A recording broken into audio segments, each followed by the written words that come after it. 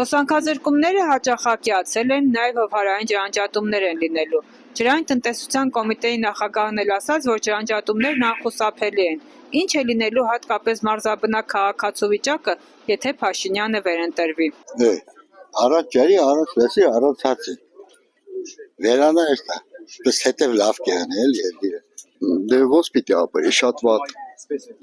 Ինքն է դրան ալի տանում։ Դուք գիտեք, ես ում մասին եմ խոսում։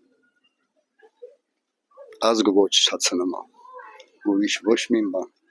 Բայց լավ է լինելու։ Հա, քաղաքացին կմեռնի, ոնց ապրի,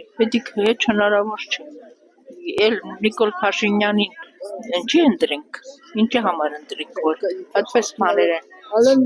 որոշում։ Հարստական մարդկանց կսաբան են, ով ապրավ, ով չէ։ Պետք է Փաշինյանին հարցնել, չնայած չեմ ուզում ազգանունով դիմեմ։ Պետք է իրենց հարցնել։ Ապրել են, իսկ հիմա վախեցնելով ինչ հոսանքը կզրկեն, ջուրը կկտրեն,